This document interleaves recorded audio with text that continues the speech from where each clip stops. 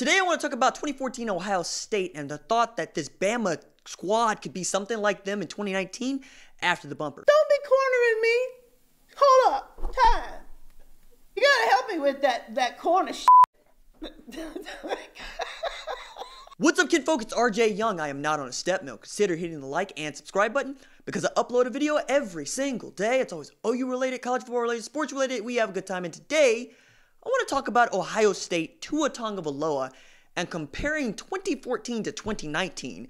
But first, I want to encourage you, sign up for my newsletter. It is free, and you only have to give me your trash, junk email to be entered to win the Hertz lamp. Okay, so let's start with, number 10, Oklahoma's 34-31 win against number 13 and undefeated Baylor was the largest comeback in program history. But Saturday night, OU's largest come-from-behind wins were in game. Before Saturday night, OU's largest come-from-behind wins were in games. The Sooners had to overcome 21-point deficits against Iowa State in 1970 and K-State in 1981. The Sooners trailed 28-3 with 11:24 left in the second quarter, and they made more than school history in the process. According to ESPN's Stats and Info, OU's 21-point halftime deficit is the largest overcome to defeat an FBS team that entered the game 9-0 or better since the NCAA classification began in 1937. The previous record was 17 points by USC against 9-0 Notre Dame in 1964 and Nevada against 10-0 Boise State in 2010. The Sooners have won 19 straight in the month of November and 40 of its last 43 games in Big 12 play. Add to this, Matt Rule was 38-0 as a head coach when his teams were tied or led at the start of the fourth quarter, and then the schooner tipped over and crashed on him. Somehow, Jalen Hurts still leads the nation in passer efficiency rating at 209.10. Tua Tagovailoa ranks second, more on him later. Joe Burrow ranks third, and Justin Fields ranks fourth. And while we're talking about OU, dear College Football Playoff Selection Committee, Oklahoma beat one of the last unbeaten teams in the FBS without one of the best wideouts in the nation. His name is CeeDee Lamb. Google him. CD is what y'all might call a quality loss to the OU offense. Just giving you the notes that matter. Signed, RJ. Scott Frost initially signed a 7-year, $35 million contract when he took the job in Lincoln in December 2017. Nebraska announced he'd been extended for 2 more years on Saturday, and the Huskers responded by getting badgered to death by number 14 Wisconsin and Jonathan Taylor. Taylor made like the Tim the Tool Man and wrecked shop with 25 rushes for 204 yards with 2 tutties to part the sea of red. And Taylor has been nothing short of an Old Testament plague on opposing defenses. With that 200-yard rushing performance, he passed Herschel Walker for most yards by a tailback through his junior season. He also is the first Badger to rush for at least 200 yards against the same opponent 3 times in a row. Nebraska, what the hell are you doing? Rutgers covered, so you got to drop Ohio State out of the top 10 playoff rankings, right? Them's the rules, or at least that's what we've been made to believe. With a 52-20 win on Saturday, Notre Dame has as many losses as Navy. What I'm saying is the Golden Domers are a really good American Athletic Conference team. Fight me. Austin Kendall got benched for a Bowling Green transfer from Lubbock. West Virginia responded by beating number 24 K-State. It's a yikes from me, dog. So how was this decision reached to make the quarterback switch? Neil Brown said, basically, a week ago, the reps were 60-40 in practice for Kendall. We decided to flip that this week and see how it went, which was why I did not make an announcement. As I said last week, Austin wasn't why we had lost, but we lost 5 in a row and needed a change-up. Yeah, Neil, show you right. Anything you say, buddy.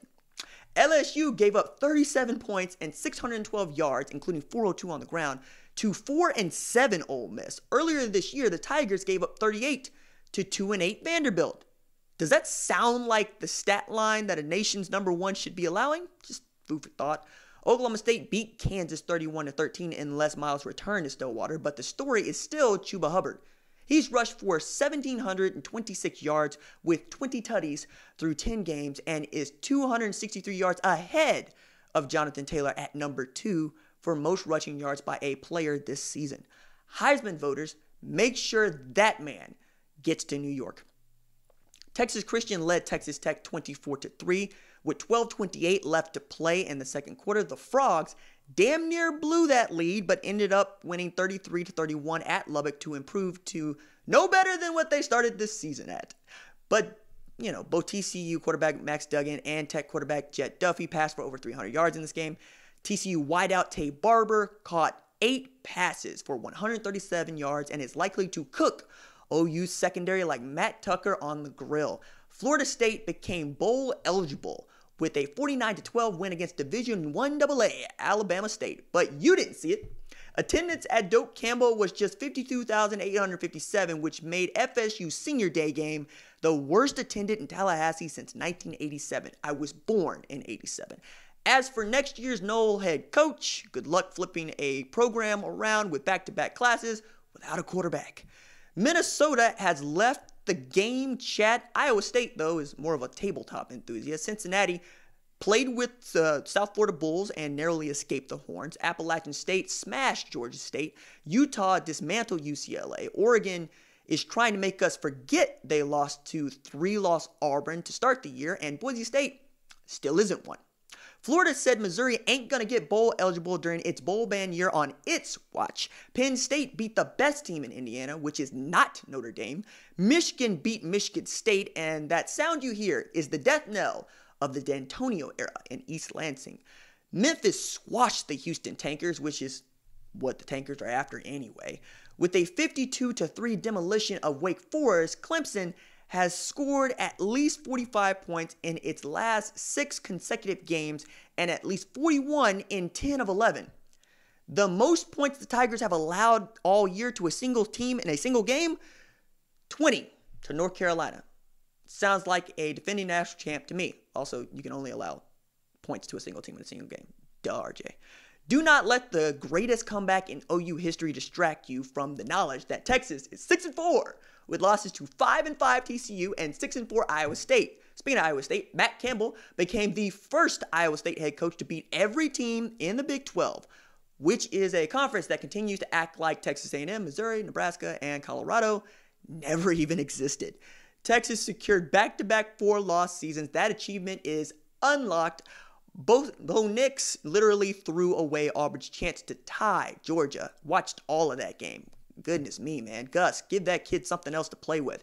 And now for the Tua, Bama, and Ohio State segment of our show. Shortly after Alabama's 38-7 win against Mississippi State, the Athletics' Aaron Suttles reported the news I was sick to hear. Tua Tagovailoa is lost for the year after dislocating his hip with a posterior wall fracture. The worst part about this injury is Alabama didn't need Tua to beat what is now a 4-6 Mississippi State with 2 SEC wins that include Kentucky, back when Sawyer Smith was still the starting quarterback, and an Arkansas team whose best win is a loss to Texas A&M. What Alabama needed was style points. In the system of only allowing absolute dominance to decide how good or bad you are in college football, a win by a lot and a win by a little are not simply counted as a win. You must demolish and demoralize every team on your schedule without mercy and with prejudice to distinguish yourself as one of the mighty worthy of entry into this national invitational we call the college football playoff. We ding Clemson for a 1-point win against North Carolina as they're destroying everybody else. See what I'm saying? Only 4 teams get in. Only 4 teams get a shot.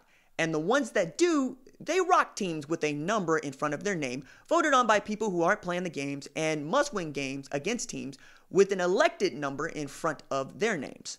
Remember, Nebraska was a preseason top 25 team in the coaches and AP poll. They suck.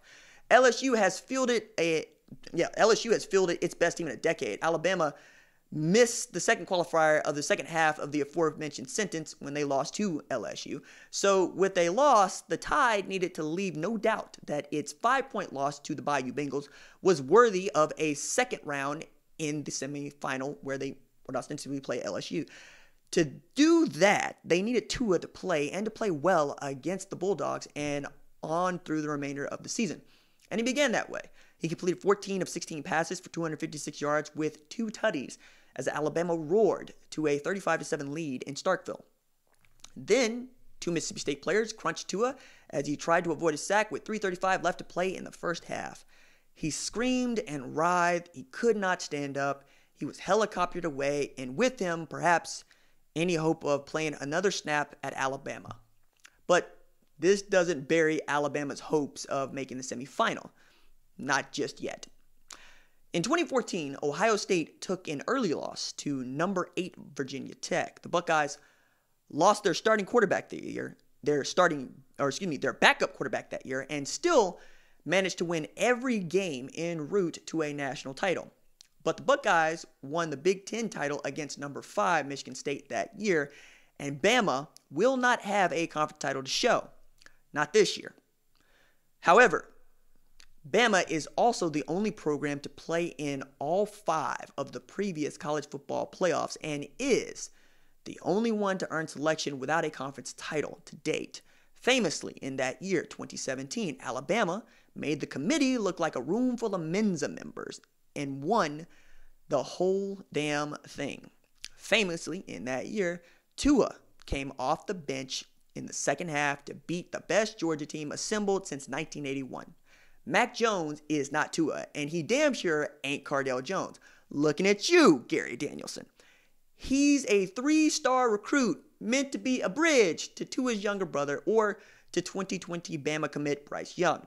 But he doesn't have to be more than he is either. Najee Harris is one of the best tailbacks in the sport. Jerry Jeudy, Devontae Smith, and Jalen Waddle form one of the best wide receiver trios the sport has ever seen, and the defense has given up an average of just 17.5 points per game, and that includes the 46 they gave up to LSU. And then there's Nick Saban. That's who you're betting on. He's managed to hold this team together, despite having to start as many as 7 true freshmen this season, and seeing wild turnover at the assistant positions this year. He himself had hip surgery in April, so he and Tua have that in common. But the committee has bet on him once, and that paid off for the members. What's to say they won't play another round of roulette and bet on Crimson? All right, that's it for me. Doses.